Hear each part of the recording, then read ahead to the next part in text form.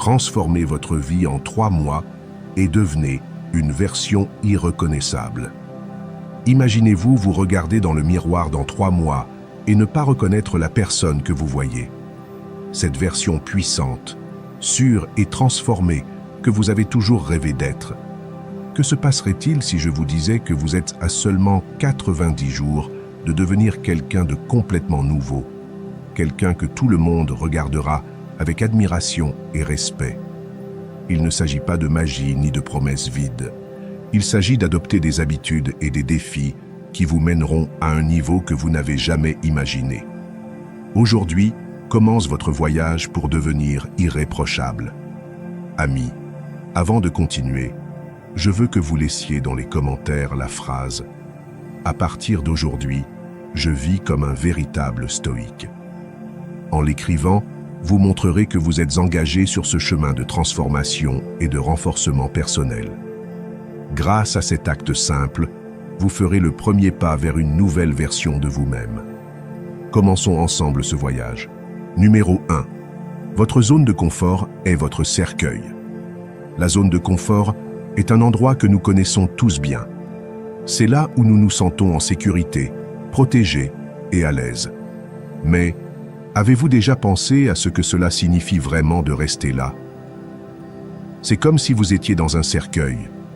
Cela vous limite, vous enferme et vous éteint lentement.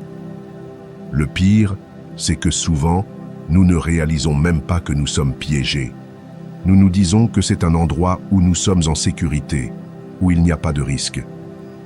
Mais la réalité est que la zone de confort est l'endroit où nos rêves meurent. La vie est un processus constant de changement et d'évolution. Et c'est précisément ce changement qui nous permet de grandir. En restant dans notre zone de confort, nous cessons de rechercher de nouvelles expériences, d'apprendre et de défier nos propres limites. C'est comme si nous décidions de nous contenter d'être moins que ce que nous sommes capables d'être. À quoi bon vivre une vie sans défi, sans tester nos limites? Chaque fois que vous êtes confronté à quelque chose qui vous met mal à l'aise, vous faites un pas en avant, vers la version la plus puissante et complète de vous-même. Pensez-y un instant. Les fois où vous avez le plus grandi, les fois où vous avez le plus appris, ce ne sont pas précisément ces moments où vous vous êtes senti mal à l'aise, hors de votre zone de confort. Lorsque vous êtes confronté à l'inconnu, lorsque vous vous forcez à faire quelque chose qui vous fait peur, c'est alors que vous découvrez vraiment de quoi vous êtes fait. Les leçons les plus précieuses de la vie ne se trouvent pas dans le confort, mais dans la lutte, la douleur et le dépassement. Prenons l'exemple de l'exercice physique. Au début, soulever des poids est inconfortable, voire douloureux. Mais c'est précisément cette douleur qui fait que vos muscles grandissent, se renforcent et deviennent plus résistants. Si vous soulevez toujours le même poids, vos muscles cessent de se développer, s'habituent et vous cessez de progresser. Il en va de même pour votre esprit, vos compétences, vos relations et chaque aspect de votre vie. La croissance ne se produit que lorsque vous osez défier vos limites et sortir de ce qui vous est familier. Alors, comment pouvez-vous sortir de votre zone de confort? Commencez par de petites actions. Vous n'avez pas à faire un changement radical du jour au lendemain. Commencez par faire des choses qui vous mettent un peu mal à l'aise chaque jour. Prenez un chemin différent pour aller au travail, engagez une conversation avec un inconnu, réveillez-vous 1 heure plus tôt que d'habitude. Ces petites étapes vous entraîneront à gérer l'inconfort et vous réaliserez bientôt que vous êtes capable de bien plus que vous ne le pensiez. Il est facile de rester là où nous sommes, de nous contenter de ce que nous avons et de vivre une vie sans surprise. Mais la réalité est que chaque jour que vous passez dans votre zone de confort est un jour que vous gaspillez. Chaque jour où vous choisissez le confort plutôt que la croissance est un jour où vous vous éloignez de devenir la personne que vous êtes destiné à être. La vie est trop courte pour être vécue à moitié. La grandeur ne se trouve pas sur le chemin facile, mais sur le sentier que peu osent emprunter. Le stoïcisme nous enseigne que l'inconfort fait partie du processus de croissance, que la douleur et la souffrance ne sont pas des ennemis, mais des maîtres qui nous montrent de quoi nous sommes faits. Ils nous invitent à regarder à l'intérieur de nous-mêmes et à trouver la force que nous ignorions avoir. Donc, la prochaine fois que vous ressentirez la tentation de rester dans votre zone de confort, rappelez-vous que c'est précisément à ce moment-là que vous avez le plus besoin de bouger. Parce qu'à chaque fois que vous choisissez le confort plutôt que l'amélioration, vous vous privez de l'opportunité de découvrir votre véritable potentiel. Numéro 2. Transformez les plaintes et la paresse en plan d'action. La vie est pleine de plaintes. Nous nous plaignons de notre travail, de notre situation financière, de nos relations, de notre santé. Et la liste continue encore et encore. Mais à quoi bon se plaindre? Chaque fois que vous vous plaignez, vous vous concentrez sur le problème au lieu de chercher une solution. Le stoïcisme nous enseigne qu'il est inutile de gaspiller de l'énergie sur ce que nous ne pouvons pas changer. Mais que se passe-t-il lorsque nous avons le pouvoir de le changer? C'est là que l'action entre en jeu, et c'est là que réside la véritable transformation. Imaginez que chaque plainte que vous avez est une porte qui vous mène à l'opportunité de vous améliorer. Chaque fois que vous dites « Je suis fatigué de ce travail, je n'aime pas mon corps » ou « Je n'ai pas le temps pour quoi que ce soit », vous êtes en réalité confronté à un signe que quelque chose dans votre vie a besoin de changer. Mais au lieu de laisser ces plaintes s'accumuler et devenir un poids que vous portez sur vos épaules, vous devez les transformer en un plan d'action. La clé est de transformer ces plaintes en questions. Au lieu de dire « je n'ai pas le temps pour quoi que ce soit », demandez-vous « comment puis-je mieux organiser mon temps pour faire ce qui compte vraiment ?» Il est essentiel de documenter ces plaintes. Ne les laissez pas flotter dans votre esprit, car c'est là qu'elles deviennent gigantesques, des monstres qui vous empêchent d'avancer. Écrivez-les. Prenez un carnet et commencez à noter chaque plainte que vous avez tout au long de la journée. Faites-le sans filtre. Vous verrez que beaucoup d'entre elles sont répétitives et en les observant de l'extérieur, vous commencerez à remarquer des motifs. Ces motifs vous révéleront des domaines de votre vie où vous êtes bloqué, et ces domaines deviennent des opportunités pour la croissance et l'action. Maintenant que vous avez identifié vos plaintes, il est temps de les transformer en objectifs actionnables. Le problème avec la procrastination et la paresse, c'est que nous ne savons pas par où commencer. Nous nous sentons accablés par l'ampleur des changements que nous voulons apporter et nous finissons paralysés. C'est là que fixer des objectifs clairs et des délais réalistes devient votre arme la plus puissante. Divisez ces objectifs en petites étapes. Ne pensez pas à courir un marathon si vous n'avez même pas commencé à marcher. Concentrez-vous sur ce que vous pouvez faire aujourd'hui, à cet instant précis. Si votre plainte est que vous n'avez pas le temps de faire de l'exercice, engagez-vous à faire 10 minutes d'activité physique aujourd'hui. Pas demain, pas la semaine prochaine, mais maintenant. Le stoïcisme nous enseigne que l'action est ce qui définit nos vies. Nous ne sommes pas ce que nous pensons, nous sommes ce que nous faisons. Donc, chaque fois que vous vous surprenez à vous plaindre de quelque chose, demandez-vous que puis-je faire à ce sujet maintenant. Transformez la plainte en un plan, et ce plan en une habitude quotidienne. Parce que le véritable changement ne se produit pas du jour au lendemain, mais à travers de petites actions cohérentes qui s'accumulent avec le temps. Il est très facile de tomber dans le piège de la paresse. Nous nous disons que nous le ferons demain, que ce n'est pas le moment, que nous sommes trop fatigués. Mais la réalité est que demain n'existe pas. Le seul moment que vous avez est le présent, et chaque fois que vous retardez l'action, vous perdez l'opportunité de vous rapprocher de la vie que vous voulez vraiment. Alors, arrêtez d'attendre le moment parfait et commencez à agir maintenant. Parce que peu importe la petitesse du pas que vous faites, l'important est de le faire. La prochaine fois que tu te trouves en train de te plaindre, fais une pause et respire.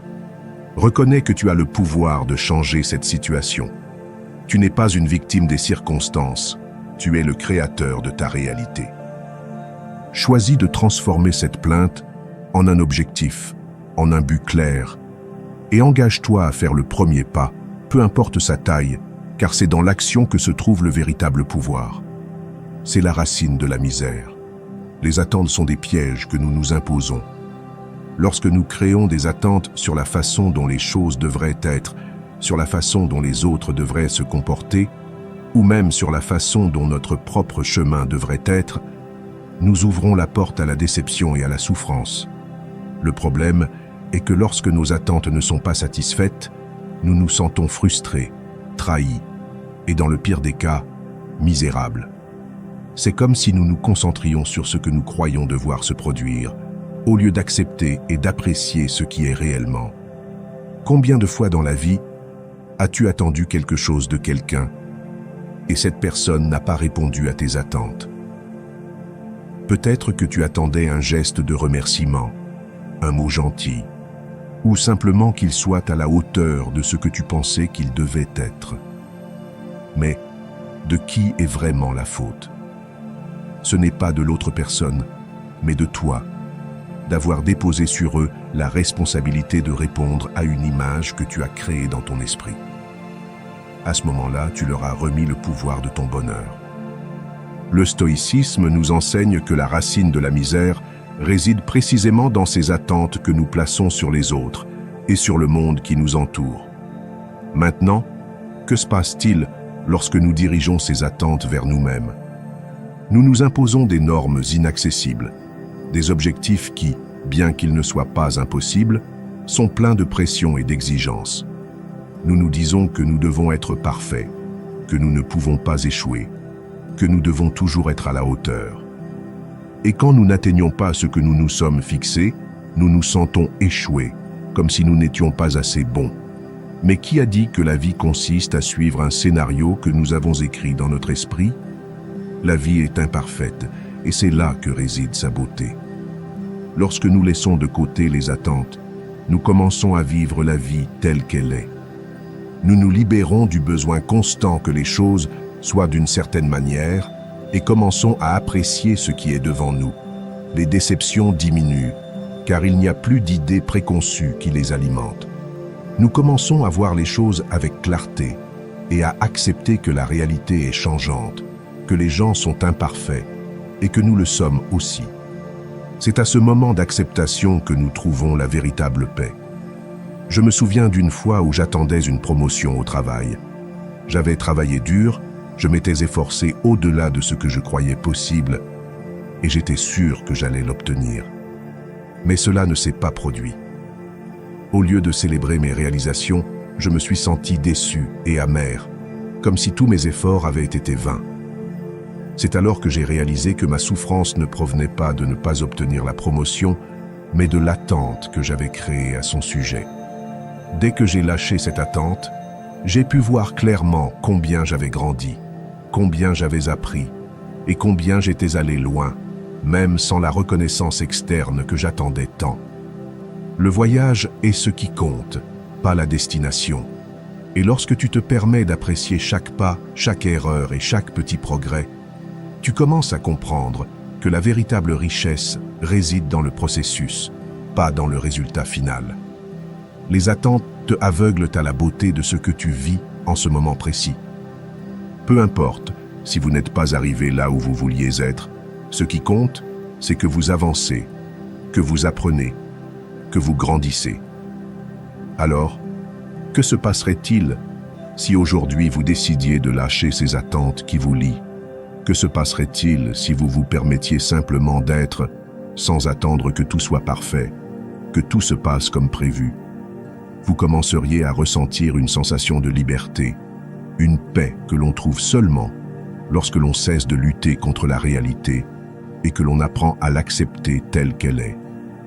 Le stoïcisme nous rappelle que nous ne pouvons pas contrôler ce qui se passe autour de nous, mais nous pouvons contrôler comment nous y répondons. En lâchant les attentes, vous vous libérez du fardeau de la déception et vous vous permettez de profiter du voyage. Il ne s'agit pas de se contenter, mais de comprendre que la vie est un flux constant d'expériences et que la seule chose que nous possédons vraiment est le moment présent. Les amitiés sont l'un des plus beaux cadeaux de la vie, mais elles sont aussi transitoires. Il est naturel de penser que les personnes qui sont à nos côtés aujourd'hui seront là pour toujours, mais la vérité est que tout dans la vie a un cycle. Les amitiés évoluent, changent et parfois prennent simplement fin. Ce n'est pas quelque chose de négatif ni un échec, c'est simplement une partie du processus naturel de la vie. Avec le temps, les priorités changent, nos expériences nous transforment et les connexions que nous avions avec certaines personnes peuvent s'estomper. Parfois, nous nous accrochons à l'idée que nous devons garder ces amis à tout prix, mais en le faisant, nous ne faisons que nous causer de la douleur. Le stoïcisme nous invite à accepter l'impermanence, à comprendre que nous ne pouvons pas contrôler combien de temps quelqu'un sera dans nos vies. Tout ce que nous pouvons faire, c'est apprécier les moments que nous partageons et laisser aller quand c'est nécessaire. J'ai expérimenté cette réalité dans ma propre vie. Des amis que je croyais éternels ont pris des chemins différents. Et à ce moment-là, j'ai ressenti de la tristesse et de la frustration. Mais en réfléchissant, je me suis rendu compte que chaque amitié avait un but, un moment et une leçon qu'elle m'a laissée. Au lieu de pleurer leur départ, j'ai choisi de remercier pour ce qu'ils ont apporté à ma vie. J'ai appris que chaque personne qui croise notre chemin nous laisse quelque chose. Et c'est ce qui compte vraiment. Apprécier l'impermanence des amitiés vous permet de vivre avec gratitude. Au lieu de vous concentrer sur combien de temps quelqu'un sera à vos côtés, vous vous concentrez sur ce que vous pouvez partager avec eux dans le présent. Cette perspective vous libère du besoin de contrôle et vous permet de profiter pleinement de chaque expérience. Parce qu'à la fin, ce qui est le plus précieux dans une amitié n'est pas sa durée, mais la qualité des moments que nous partageons. Être votre propre meilleur ami est l'un des enseignements les plus importants que vous pouvez tirer de cette idée. Souvent, nous cherchons chez les autres la validation, le soutien et l'amour que nous devrions nous donner à nous-mêmes. Lorsque nous dépendons des autres pour nous sentir complets, nous devenons vulnérables à la déception. En revanche, si nous apprenons à être en paix avec nous-mêmes, à apprécier notre propre compagnie et à être notre principale source d'amour et de soutien, peu importe combien de personnes viennent et partent de notre vie, nous serons toujours bien. Il ne s'agit pas de devenir insensible ou méfiant. Il s'agit de comprendre que chaque personne a sa propre vie, ses propres batailles et son propre chemin. Parfois, ces chemins coïncident avec le nôtre pendant un certain temps et d'autres fois, ils se séparent. Et c'est bien. Le véritable défi est d'apprendre à accepter ce processus sans ressentiment, sans s'accrocher et sans se lamenter pour ce qui a été. Lorsque vous comprenez que les amitiés ne sont pas pour toujours, vous commencez à vivre avec une attitude plus ouverte, plus reconnaissante. Vous cessez de vous soucier de retenir les gens et commencez à vous concentrer sur la façon dont vous pouvez enrichir chaque relation tant qu'elle dure. Et ce faisant, vous ne devenez pas seulement un meilleur ami pour les autres, mais aussi pour vous-même. La vie est un voyage, et dans ce voyage, de nombreuses personnes viendront et partiront. Certaines laisseront des empreintes profondes, tandis que d'autres ne seront que de passage. L'important est de se rappeler qu'en fin de compte, c'est toi qui seras avec toi jusqu'à la fin. Être ton meilleur ami signifie être bienveillant envers soi-même, accepter ses erreurs et apprécier sa propre compagnie. Car, au final, la relation la plus durable que tu auras est avec toi-même, et c'est la seule qui doit vraiment être pour toujours. Numéro 5. Développer la capacité de se détacher. Le détachement est l'une des leçons les plus difficiles, mais les plus libératrices que nous puissions apprendre dans la vie. Nous sommes constamment accrochés à des choses, des personnes, des émotions et des habitudes qui, bien qu'elles ne nous apportent rien de positif, semblent nous définir. Nous croyons que nous avons besoin de tout cela pour être heureux, pour nous sentir complets. Mais la vérité est que souvent ce que nous avons le plus de mal à lâcher est ce qui nous empêche le plus d'avancer. Se détacher ne signifie pas être indifférent ou ne rien nous soucier, c'est plutôt nous libérer de ce qui ne contribue pas à notre croissance personnelle. C'est reconnaître que s'accrocher aux choses ou aux personnes ne change rien, ne les rend pas plus nôtres, ni n'assure qu'elles seront là pour toujours. Le stoïcisme nous enseigne que la véritable force réside dans notre capacité à accepter la réalité telle qu'elle est, sans nous accrocher à ce que nous ne pouvons pas contrôler. Lorsque nous nous accrochons à des émotions négatives, comme la colère, le ressentiment ou la tristesse, nous devenons des prisonniers de notre propre souffrance. Nous nous accrochons à ces sentiments parce que nous croyons qu'ils font partie de nous, mais la réalité est qu'ils ne nous définissent pas. Les laisser partir est un acte de courage, c'est nous dire que nous méritons la paix et que nous ne sommes pas prêts à porter un poids qui ne nous appartient pas. Il en va de même pour les habitudes qui ne nous apportent rien. Nous restons coincés dans des comportements que nous savons mauvais pour nous parce qu'ils nous semblent confortables. Mais ce confort est précisément ce qui nous maintient stagnants. Lorsque nous développons la capacité de nous détacher de ces habitudes négatives, nous ouvrons de l'espace pour construire d'autres qui nous renforcent vraiment et nous poussent à être meilleurs.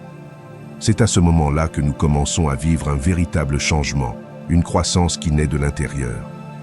Développer la capacité de se détacher signifie aussi comprendre que les choses matérielles ne déterminent pas notre valeur ni notre bonheur. Nous passons une grande partie de notre vie à poursuivre des objets, de l'argent et de la reconnaissance, croyant qu'une fois que nous les aurons, nous serons enfin heureux. Mais le problème est que ce bonheur est temporaire et que nous voudrons toujours plus. Le détachement nous invite à trouver la satisfaction dans ce que nous avons déjà, dans ce que nous sommes, sans dépendre de facteurs externes pour nous sentir complets. Ce n'est pas un processus facile, et parfois il peut être douloureux de lâcher ce que nous avons porté pendant si longtemps. Mais c'est précisément dans cet acte de laisser aller que nous découvrons notre véritable force. Nous apprenons que nous n'avons besoin de rien ni de personne pour être suffisants, que notre paix et notre bonheur ne dépendent pas de circonstances externes, mais de la façon dont nous choisissons d'affronter la vie. En lâchant prise, en nous libérant de ce qui ne nous sert pas, nous créons de l'espace pour ce qui compte vraiment. Le détachement nous aide également à développer la résilience. Lorsque nous ne sommes pas attachés à un résultat spécifique, lorsque nous ne conditionnons pas notre bonheur à ce que les choses se passent d'une certaine manière, nous devenons plus adaptables, plus forts. Nous apprenons à faire face à l'adversité avec calme, à accepter ce qui vient et à avancer sans nous laisser vaincre par la peur ou l'incertitude. L'autodiscipline est un autre aspect qui se renforce à travers le détachement.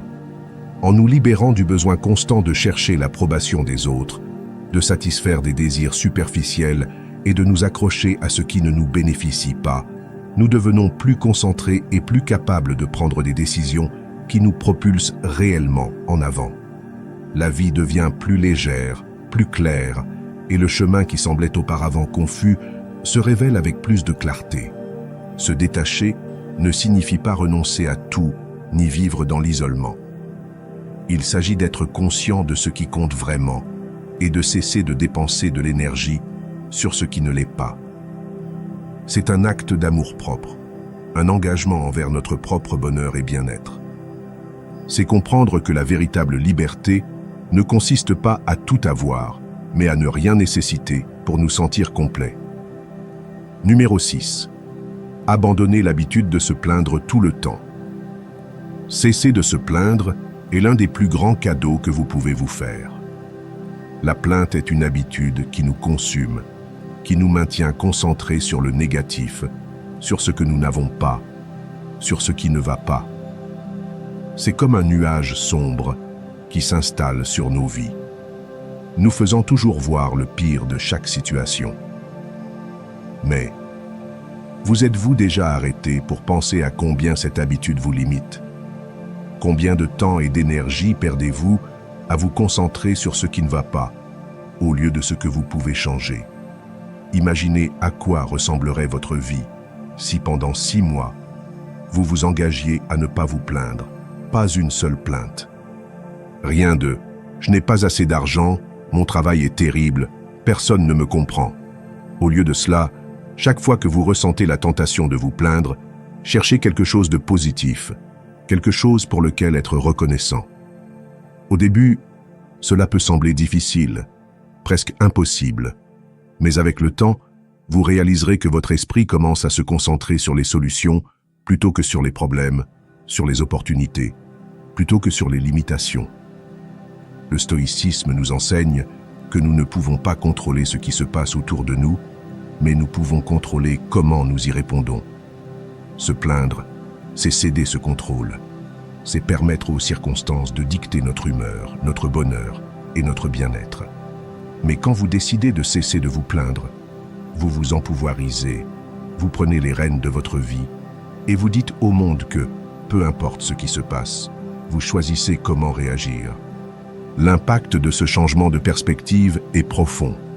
Lorsque vous vous concentrez sur le positif, lorsque vous cessez d'alimenter la plainte, vous commencez à voir la vie différemment. Les défis ne sont plus des obstacles, mais des opportunités de grandir et d'apprendre. Les difficultés deviennent des leçons précieuses, et les petites choses qui passaient auparavant inaperçues deviennent soudainement des raisons de gratitude. Vous changez votre énergie, et ce faisant, vous changez la réalité qui vous entoure. L'esprit est incroyablement puissant, et ce que vous pensez et dites a un impact direct sur la façon dont vous vous sentez et sur la façon dont vous affrontez la vie. Si vous passez la journée à vous plaindre, votre cerveau s'habitue à cette négativité et commence à chercher plus de raisons de se plaindre. C'est un cercle vicieux qui vous maintient piégé, mais lorsque vous vous défiez de cesser de vous plaindre, de vous concentrer sur ce qui va bien, sur ce que vous pouvez améliorer, vous commencez à briser ce cycle. J'ai vu comment cesser de se plaindre peut transformer des vies. Des personnes qui se considéraient comme des victimes de leurs circonstances, qui pensaient que rien de bon ne leur arrivait, commencent soudainement à voir des possibilités là où elles ne voyaient auparavant que des problèmes. Ce n'est pas que la vie devienne parfaite, c'est que vous changez la façon dont vous l'affrontez. Et c'est la véritable magie du stoïcisme, comprendre qu'il ne s'agit pas de ce qui se passe, mais de la façon dont vous choisissez de l'interpréter.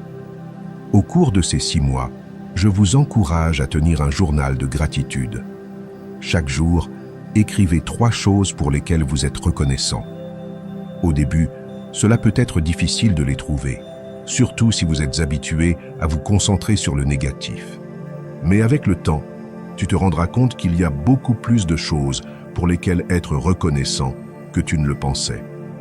Ce simple acte de gratitude t'aidera à garder ton esprit concentré sur le positif, à rompre l'habitude de te plaindre et à créer une nouvelle façon de penser.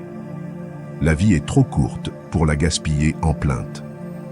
Chaque jour que tu passes à te plaindre est un jour que tu perds pour grandir, pour apprendre, pour profiter de tout ce que tu as.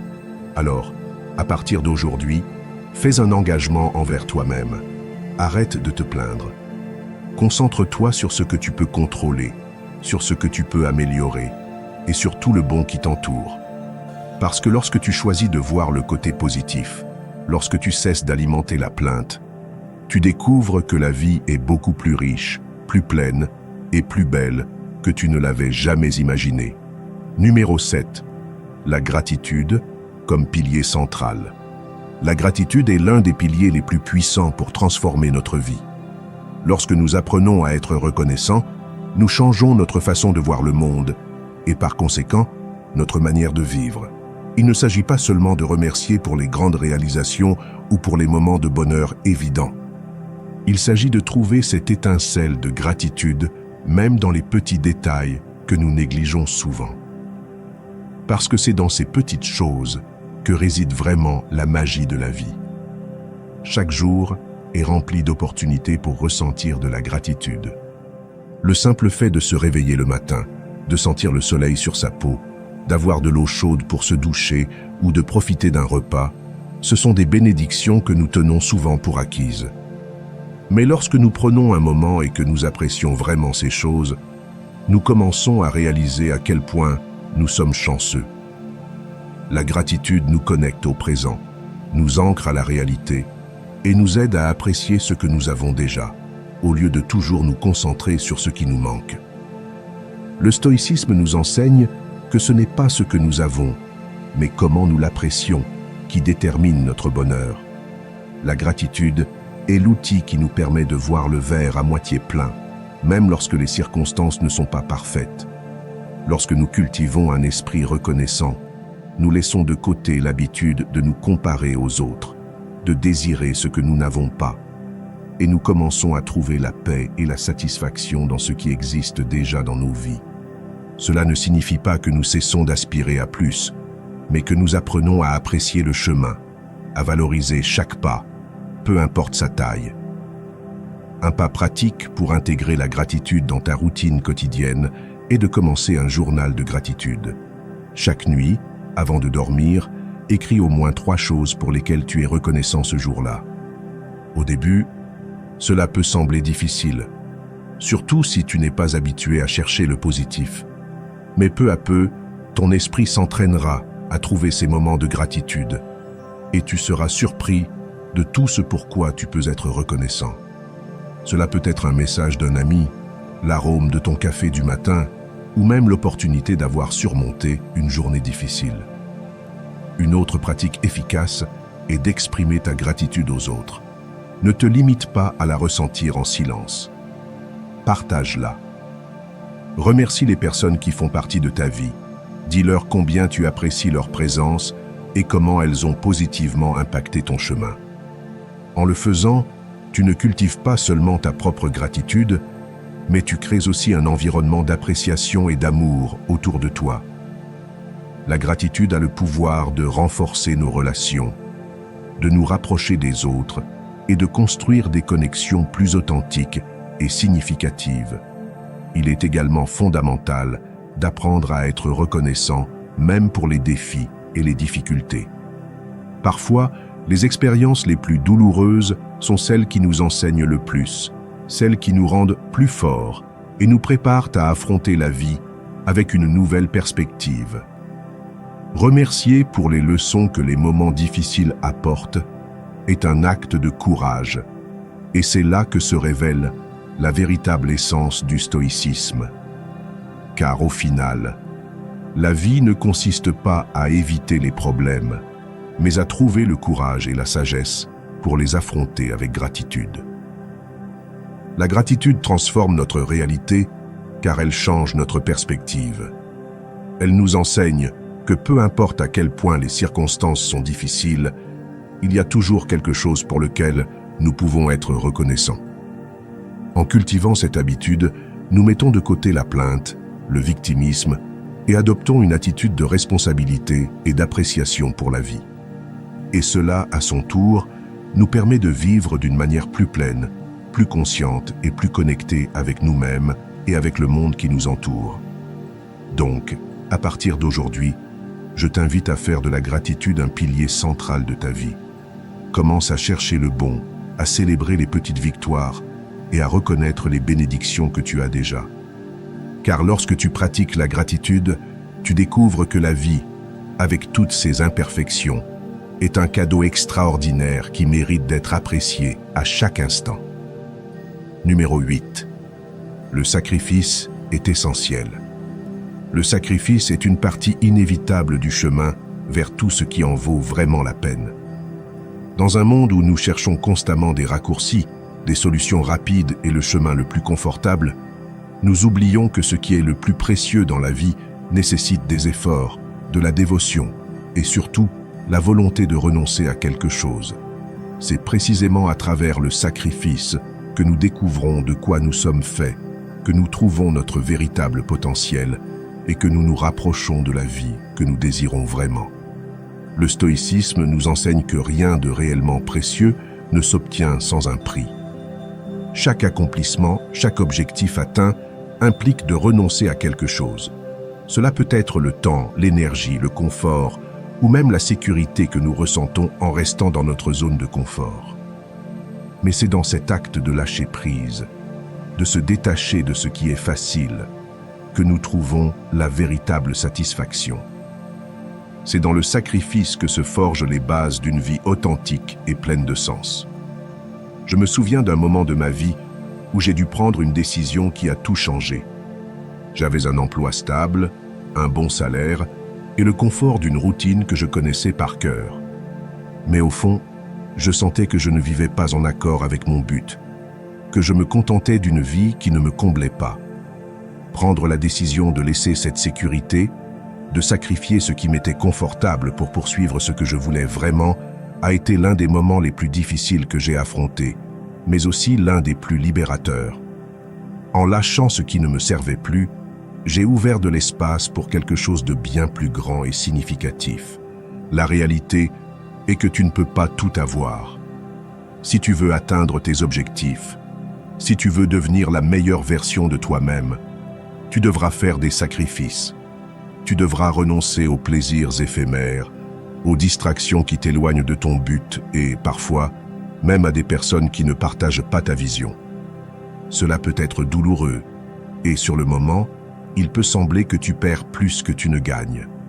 Mais, à long terme, tu réalises que ces sacrifices sont ceux qui te mènent à une vie plus pleine, plus authentique et plus alignée avec ce qui compte vraiment pour toi. Le stoïcisme nous invite à identifier ce qui a vraiment de la valeur dans notre vie. Que veux-tu vraiment? Qu'est-ce qui te remplit de sens et de satisfaction? Une fois que tu le découvres, les sacrifices deviennent plus clairs, car tu comprends qu'il ne s'agit pas de perdre quelque chose, mais d'investir dans ce qui en vaut vraiment la peine. Chaque renonciation, chaque moment d'inconfort est un pas en avant, un rappel que tu es sur la bonne voie. La vérité est que souvent, nous nous accrochons à ce qui nous est familier parce que nous avons peur du changement, du sacrifice. Nous nous disons que nous ne pouvons pas laisser certaines choses derrière nous, que nous ne pouvons pas nous passer de certaines habitudes ou commodités. Mais que se passerait-il si tu réalisais que ce que tu sacrifies en restant dans ta zone de confort est bien plus précieux que ce que tu pourrais gagner en sortant? À la fin de la journée, le sacrifice est le prix que nous payons pour la grandeur. C'est la décision consciente de laisser aller ce qui ne nous sert pas, pour faire de la place à ce qui compte vraiment. Et quand tu te permets de faire ces sacrifices, quand tu oses affronter la douleur, l'inconfort et l'incertitude, tu découvres que tu es capable de bien plus que tu ne l'as jamais imaginé. Le sacrifice n'est pas une punition, c'est un acte d'amour-propre. C'est la démonstration la plus claire que tu es prêt à faire ce qu'il faut pour atteindre tes rêves, pour vivre une vie qui a du sens et un but. Alors identifie ce que tu veux vraiment et demande-toi ensuite qu'est-ce que tu es prêt à sacrifier pour y arriver. Parce qu'à la fin, le sacrifice est ce qui transforme nos aspirations en réalité et nous permet de vivre avec intégrité et authenticité. Numéro 9. Arrête de poursuivre l'amour. Arrêter de poursuivre l'amour est l'un des plus grands actes d'amour-propre que tu puisses réaliser. Dans la vie, nous nous retrouvons souvent à chercher désespérément quelqu'un qui nous complète, qui nous fait sentir précieux, comme si l'amour d'une autre personne était la réponse à toutes nos insécurités et à nos vides. Mais la vérité est que l'amour n'est pas quelque chose que l'on poursuit, mais quelque chose que l'on attire lorsque tu vis dans l'authenticité, lorsque tu te concentres sur le fait d'être la meilleure version de toi-même et de cultiver ton propre bonheur. Le problème de poursuivre l'amour est que, dans ce processus, nous cessons souvent d'être nous-mêmes. Nous devenons ce que nous pensons que les autres veulent que nous soyons.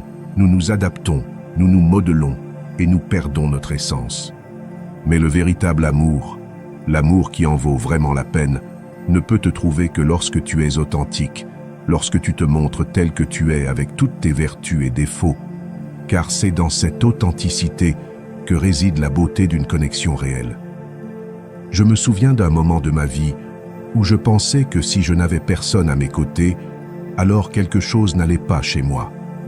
Je sortais, je cherchais, j'essayais de m'intégrer, et la seule chose que j'arrivais à faire était de me sentir plus seul, plus perdu. C'est au moment où j'ai décidé d'arrêter de poursuivre l'amour et de commencer à me concentrer sur moi-même, sur mes rêves, sur mes passions, que tout a changé. J'ai commencé à apprécier ma propre compagnie, à trouver de la satisfaction dans mes réalisations et à découvrir que je n'avais besoin de personne d'autre pour me sentir complet. Le stoïcisme nous enseigne que nous ne pouvons pas contrôler ce que les autres pensent, ressentent ou font. L'amour n'est pas quelque chose que l'on force, que l'on négocie ou que l'on manipule. C'est un cadeau qui arrive quand tu t'y attends le moins, quand tu es concentré sur le fait de vivre ta vie de la manière la plus authentique possible. Au lieu de dépenser ton énergie à poursuivre quelque chose d'externe, investis ce temps à te connaître, à grandir, à développer tes talents et à vivre avec un but. Quand tu cesses de poursuivre l'amour, tu réalises que la vie a beaucoup plus à t'offrir. Tu commences à remarquer les petites choses, à apprécier les moments de solitude, à construire une vie qui te rend heureux par toi-même. Et c'est précisément dans cet état de plénitude, dans cet espace où tu n'as plus besoin de personne pour te sentir bien, que le véritable amour a la chance de te trouver. Parce que l'amour le plus authentique surgit lorsque deux personnes qui sont déjà complètes décident de partager leur vie, non pas parce qu'elles en ont besoin, mais parce qu'elles le désirent. Cesser de poursuivre l'amour ne signifie pas que tu dois te fermer ou devenir insensible. Au contraire, cela signifie que tu es ouvert à le recevoir, mais que tu n'en dépends pas pour être heureux. C'est un changement de perspective, une décision consciente de ne pas mettre ta valeur entre les mains d'une autre personne. Quand tu te permets d'être heureux avec toi-même, quand tu trouves de la joie dans ta propre croissance, l'amour qui arrive est beaucoup plus pur, beaucoup plus réel. L'amour n'est pas le but, c'est le résultat de vivre de manière authentique et d'être fidèle à qui tu es. En cessant de le poursuivre, tu te donnes l'opportunité de construire une vie pleine de sens, une vie qui attire les bonnes personnes, celles qui te valorisent vraiment pour ce que tu es. Parce qu'à la fin, l'amour qui en vaut la peine n'est pas celui que tu cherches, mais celui que tu trouves quand tu es occupé à t'aimer toi-même. Patav 2. La plupart du temps, la majorité a tort. La plupart du temps, la majorité a tort. Nous vivons dans un monde où nous suivons les tendances, où nous nous sentons à l'aise d'être partie de la foule, parce que nous croyons qu'il y a de la sécurité dans les nombres. Mais si nous prenons le temps de réfléchir à combien de fois l'histoire a prouvé que la majorité avait tort, nous réalisons que simplement suivre ce que tout le monde fait n'est pas une garantie de vérité ni de justesse. 11e.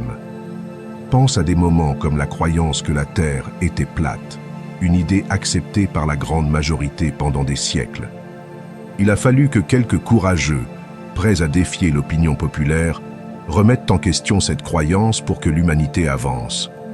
Un autre exemple est lorsque Galilée a affirmé que la Terre tournait autour du Soleil et non l'inverse. Il a été persécuté, condamné par la majorité qui ne pouvait concevoir une idée défiant ses croyances établies. Mais à la fin, sa vérité a prévalu. Ces exemples nous montrent que souvent le fait que beaucoup croient en quelque chose ne signifie pas que c'est vrai. Le stoïcisme nous invite à penser de manière critique, à ne pas nous laisser emporter par le courant, à remettre en question ce qui nous est présenté comme vérité. Il est facile de se sentir à l'aise en suivant ce que les autres font, car cela nous donne un sentiment d'appartenance, mais le confort n'est pas synonyme de vérité. Et souvent, ce qui est populaire est ce qui nous sert le moins pour notre croissance personnelle. Nous devons apprendre à remettre en question, à défier les normes sociales, à ne pas nous conformer simplement parce que tout le monde le fait. Lorsque nous laissons la majorité dicter comment nous devons penser, agir ou vivre, nous remettons notre pouvoir, notre capacité à décider par nous-mêmes. Nous devenons des marionnettes des opinions et des attentes des autres. Mais la véritable liberté se trouve dans la capacité à chercher notre propre vérité, à penser par nous-mêmes et à ne pas avoir peur d'être différent. Parce qu'être différent ne signifie pas avoir tort, cela signifie souvent être sur la bonne voie.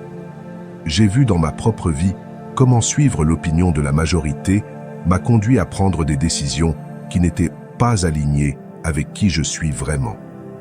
J'ai fait des choses parce que tout le monde autour de moi les faisait. J'ai accepté des croyances parce que c'était celles qui étaient attendues. Et je me suis contenté de moins parce que c'était ce qui semblait normal.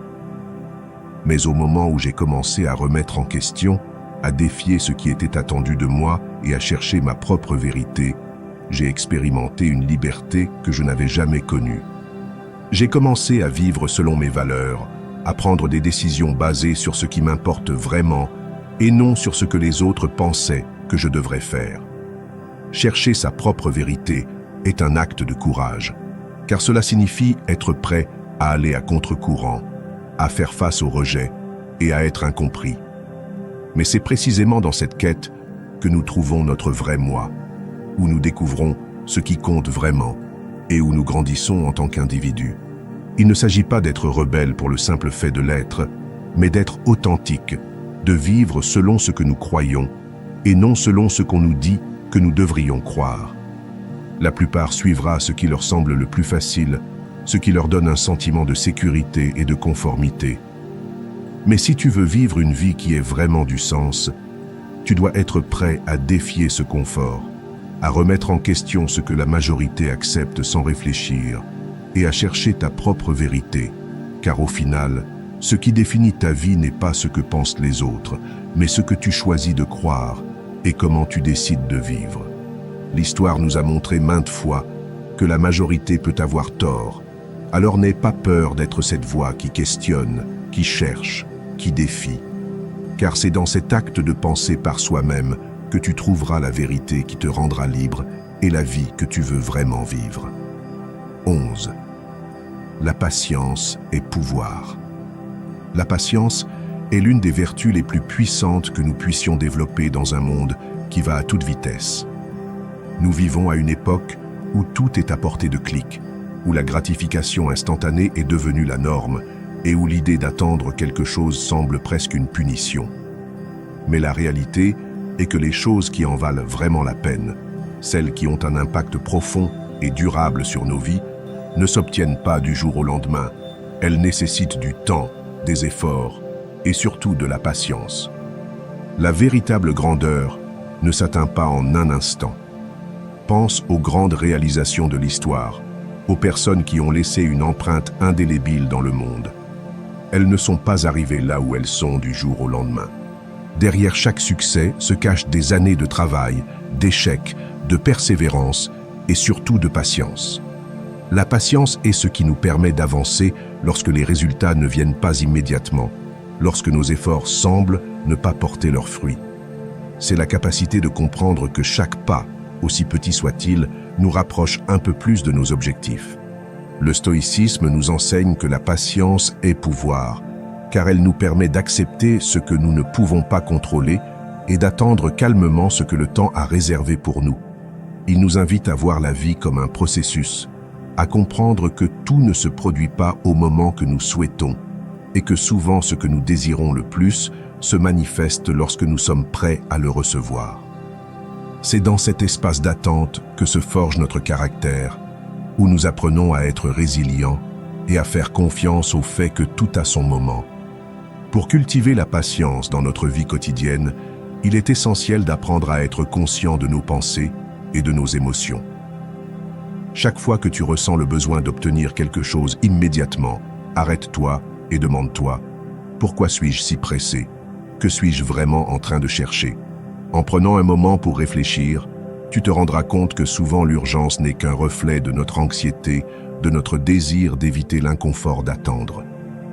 Mais lorsque tu te permets de ressentir cet inconfort et de l'accepter, tu découvres qu'il n'est pas si terrible que tu le pensais. Une autre façon pratique de développer la patience est d'apprendre à apprécier le processus.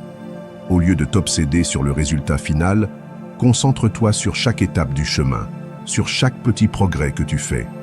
Célèbre tes avancées, aussi minimes soient-elles, et reconnais que chaque jour où tu persévères est un jour de plus près de tes objectifs.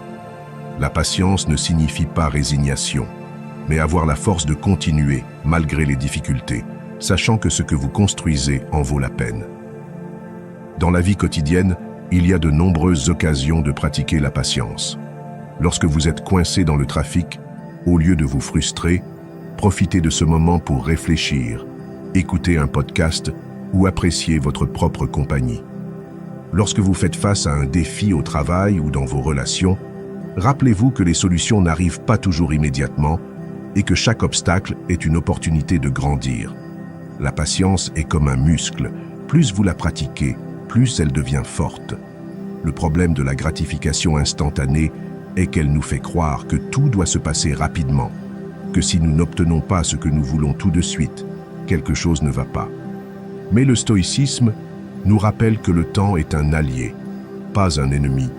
Chaque jour que vous attendez avec patience, chaque moment que vous consacrez à perfectionner votre compétence, votre connaissance ou votre caractère, est un investissement dans votre avenir. Car ce qui est construit avec patience est construit pour durer.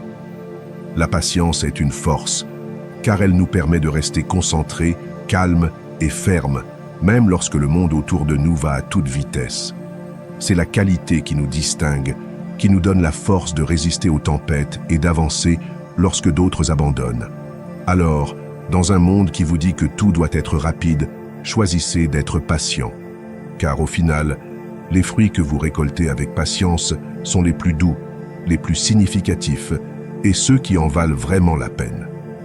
12e détachement, matériel et émotionnel. Le détachement est l'un des outils les plus puissants que nous pouvons cultiver pour atteindre la véritable liberté et résilience. Nous vivons dans un monde qui nous dit constamment que nous avons besoin de plus de choses, de plus de reconnaissance, de plus de sécurité. Mais la réalité est que plus nous nous accrochons au matériel ou aux émotions que nous croyons indispensables, plus nous devenons esclaves de celles-ci. Nous nous définissons par ce que nous possédons, par ce que nous ressentons, et nous oublions que notre véritable essence ne dépend de rien de tout cela. Le détachement matériel nous invite à regarder autour de nous et à remettre en question combien de ce que nous avons vraiment besoin. Nous nous accrochons à des objets qui, avec le temps, perdent leur signification, qui deviennent des fardeaux que nous devons porter. Mais que se passerait-il si vous décidiez, pour les 90 prochains jours, de vous débarrasser de quelque chose que vous croyez indispensable? Cela peut être ce vêtement que vous ne portez jamais, mais que vous refusez de donner. Ces objets accumulés qui ne prennent que de la place, ou même l'habitude d'acheter quelque chose chaque fois que vous ressentez un vide intérieur. En lâchant le matériel, vous réalisez que vous n'avez pas besoin de tant que vous le pensiez. Et dans cet acte de lâcher prise, vous trouvez une légèreté et une paix qui ne peuvent pas être achetées. Le détachement émotionnel, en revanche, est un défi encore plus grand. Nous nous accrochons à des émotions qui nous font sentir en sécurité, même si elles nous blessent. Nous nous accrochons au ressentiment, à la peur, à la fierté, car nous croyons qu'elles font partie de qui nous sommes. Mais ces émotions ne nous définissent pas, elles ne sont que passagères. On nous a appris à croire que nous devons nous accrocher à ce que nous ressentons pour être authentiques. Mais le stoïcisme nous montre que le véritable pouvoir réside dans la capacité d'observer nos émotions sans nous laisser consumer par elles.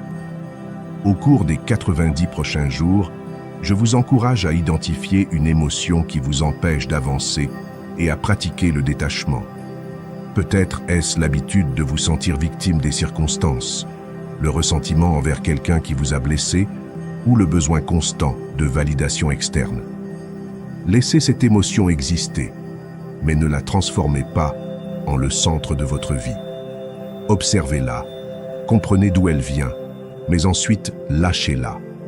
En le faisant, vous réaliserez que le pouvoir n'est pas dans ce que nous ressentons, mais dans la façon dont nous choisissons de répondre à ces émotions. Le détachement est un acte de courage, un exercice d'autodiscipline qui nous enseigne à être résilients.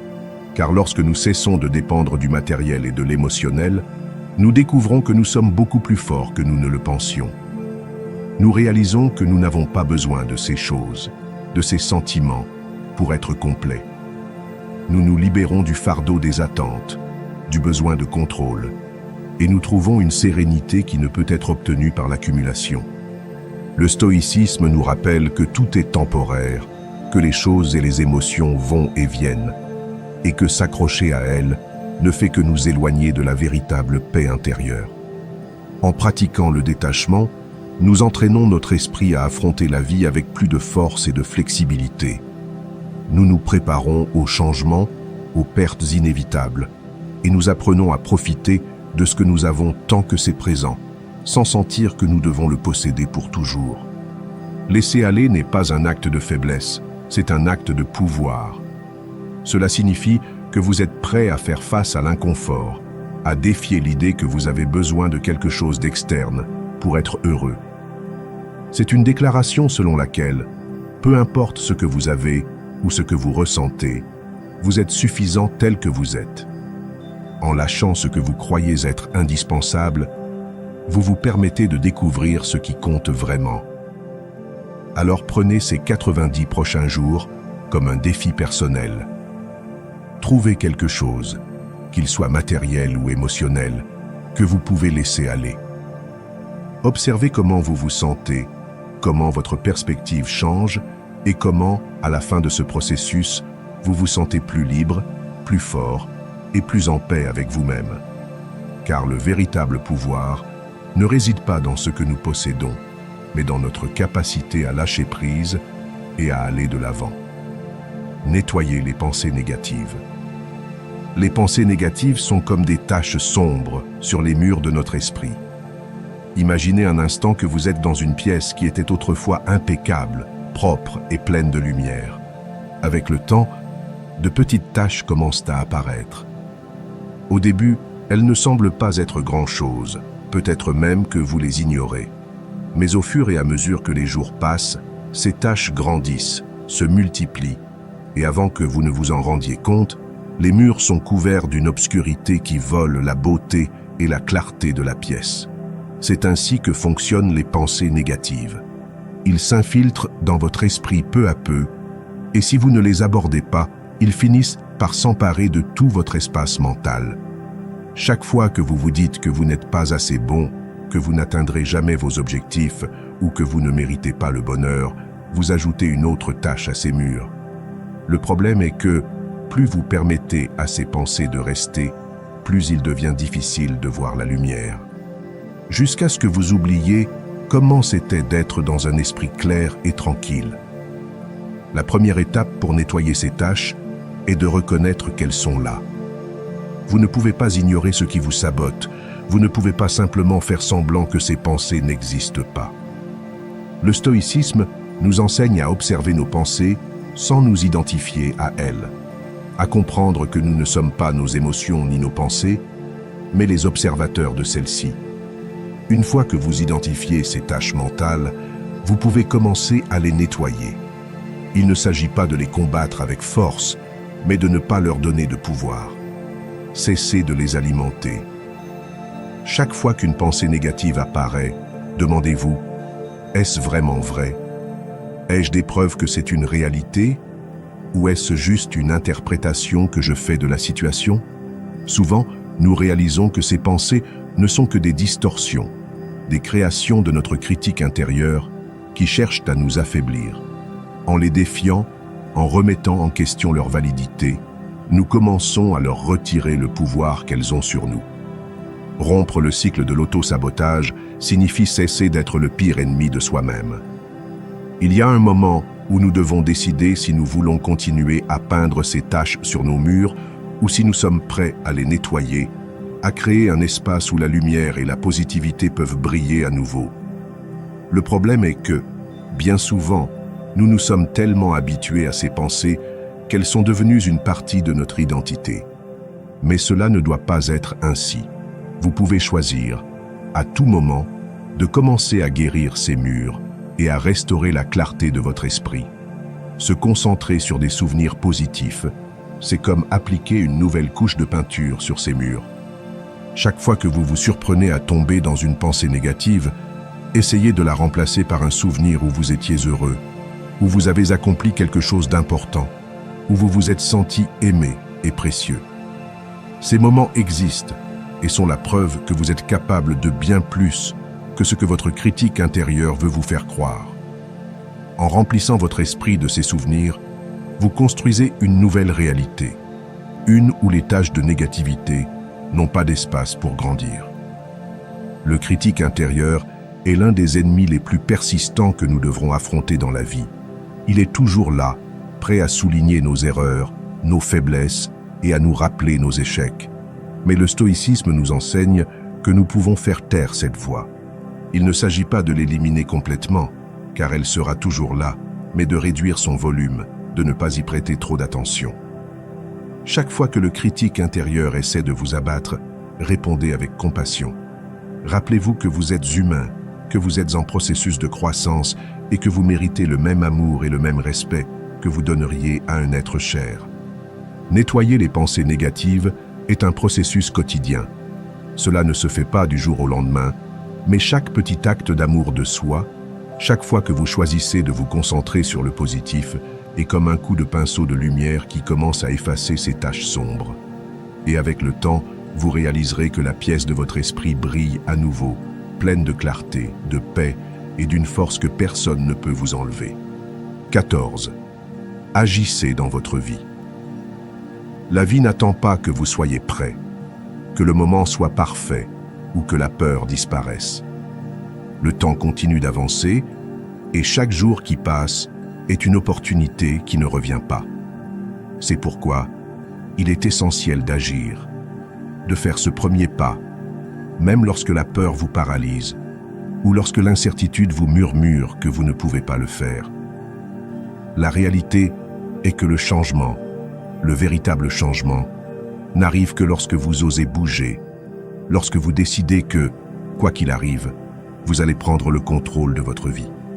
Le stoïcisme nous enseigne que l'action est ce qui définit qui nous sommes. Peu importe combien de rêves vous avez, combien de plans vous écrivez, ou combien de fois vous visualisez votre avenir idéal, si vous ne faites rien à ce sujet, vous resterez exactement au même endroit. Nous restons souvent coincés dans l'analyse, à la recherche de la perfection, avant de faire le premier pas. Mais la perfection est un mythe, une excuse que nous utilisons pour éviter de faire face à la peur de l'échec, la peur de ne pas être assez bon. Et c'est précisément lorsque vous osez agir, prendre des décisions et avancer malgré la peur que vous commencez à transformer votre vie. Agir signifie assumer l'entière responsabilité de votre vie, cesser de blâmer les circonstances, les autres ou la malchance pour où vous en êtes. C'est comprendre que, même si vous ne pouvez pas contrôler tout ce qui se passe, vous avez toujours la capacité de choisir comment répondre, comment agir et quoi faire ensuite. Il n'y a pas de plus grand pouvoir que cela, savoir qu'en dépit de tout, vous avez le contrôle de votre destin. Chaque jour où vous choisissez de ne pas agir, vous choisissez de rester au même endroit. Chaque excuse que tu te dis est une barrière que tu construis pour ne pas avancer. Mais quand tu commences à agir, même dans les petits détails, tu te rends compte qu'il ne s'agit pas de faire de grands sauts, mais d'avancer, de continuer, de faire ce qui est à ta portée aujourd'hui. Chaque action que tu prends, si petite soit-elle, a un effet cumulatif. C'est comme une boule de neige qui, avec le temps, devient une force imparable. L'inconfort est un signe que tu es en train de grandir, que tu sors de ta zone de confort et que tu fais face à l'inconnu. Au lieu de l'éviter, embrasse-le. Laisse-le te rappeler que tu es vivant, que tu prends des décisions qui ont un impact réel sur ta vie. Car la vérité est que rien de grand ne s'accomplit sans inconfort. Le confort est l'ennemi du progrès. C'est l'endroit où les rêves vont mourir. Agir nécessite du courage, et ce courage est ce qui te mènera à atteindre tes objectifs. La vie ne s'arrêtera pas pour attendre que tu te sentes en sécurité, que tu te sentes prêt. N'attends pas que tout soit parfait, que les étoiles s'alignent. Décide aujourd'hui que tu vas faire quelque chose, que tu vas avancer malgré tes doutes, tes peurs et tes insécurités. Car chaque pas que tu fais, si petit soit-il, te rapproche de la vie que tu veux, de la personne que tu souhaites être. Prendre la responsabilité de ta vie signifie accepter que personne d'autre ne le fera à ta place. Que tu ne peux pas attendre que les choses changent d'elles-mêmes ou que quelqu'un d'autre te sorte de l'endroit où tu es. C'est à toi de prendre la décision d'agir, de bouger, de créer ta propre réalité. Et c'est l'une des leçons les plus puissantes du stoïcisme. Comprendre que tu es l'architecte de ton destin. Arrête d'attendre, arrête de procrastiner. La vie se vit dans l'action, dans le mouvement, dans la capacité de prendre des décisions et de faire face aux conséquences avec courage. Alors, commence aujourd'hui. Peu importe la taille du premier pas, l'important est de le faire. Car le véritable échec n'est pas de faire des erreurs, mais de rester immobile, à regarder le temps passer en attendant le moment parfait. L'action est le pont entre ce que tu es et ce que tu peux devenir. C'est le chemin vers une vie de but, de croissance et de satisfaction. Numéro 15. Réfléchis à ta mortalité. Memento mori. Memento mori, souviens-toi que tu vas mourir. C'est l'un des enseignements les plus puissants du stoïcisme. Et bien que cela puisse sembler sombre à première vue, c'est en réalité une invitation à vivre de manière plus pleine et authentique. En nous rappelant notre mortalité, nous faisons face à la réalité que le temps que nous avons est limité, et cette compréhension change notre façon de voir la vie. Cela nous secoue de l'apathie, de la procrastination et de la fausse idée que nous avons tout le temps du monde pour faire ce que nous voulons. Chaque jour est un cadeau qui n'est pas garanti, mais il est facile de tomber dans le piège de la routine, en pensant qu'il y aura toujours un demain, qu'il y aura une autre occasion de dire ce que nous ressentons, de faire ce que nous aimons, de vivre comme nous le souhaitons vraiment. Mais la vérité est que nous ne savons pas combien de jours il nous reste. Réfléchir à notre mortalité nous permet de valoriser chaque moment, chaque expérience, et nous oblige à nous demander: est-ce que je vis de la manière dont je désire vraiment? Est-ce que je consacre mon temps à ce qui compte? Le stoïcisme nous enseigne que la vie n'est pas infinie, et c'est précisément cette finitude qui lui donne sa valeur. Lorsque nous nous rappelons que notre temps est limité, nous cessons de tenir pour acquis les personnes que nous aimons, les opportunités que nous avons et les expériences qui nous enrichissent. Nous devenons plus conscients de nos décisions et plus sélectifs sur la façon et avec qui nous voulons passer notre temps. La question qui se pose est: si aujourd'hui était ton dernier jour, serais-tu satisfait de la façon dont tu as vécu? Memento mori n'est pas un appel à vivre dans la peur ou le désespoir, mais à vivre avec un but. Nous remettons souvent nos rêves, nos passions, en pensant qu'il y aura un moment parfait pour les réaliser. Mais ce moment n'existe pas. La vie se déroule en ce moment même, à cet instant, et en nous rappelant notre mortalité, nous gagnons le courage de poursuivre ce que nous voulons vraiment, de mettre de côté la peur de l'échec et de vivre d'une manière qui reflète notre véritable être. Lorsque vous réfléchissez à votre mortalité, vous réalisez que les problèmes qui vous préoccupaient tant ne sont pas si importants. Les opinions des autres, les petites contrariétés du quotidien et les préoccupations superficielles perdent leur pouvoir sur vous. À la place, vous vous concentrez sur ce qui compte vraiment, sur les connexions que vous avez, sur l'impact que vous laissez, sur les moments de joie et sur les expériences qui vous font sentir vivant. Ce rappel constant de notre fragilité nous enseigne également à être plus compatissants, tant envers les autres qu'envers nous-mêmes. Nous naviguons tous dans la vie sans garantie, et cela nous unit dans notre humanité.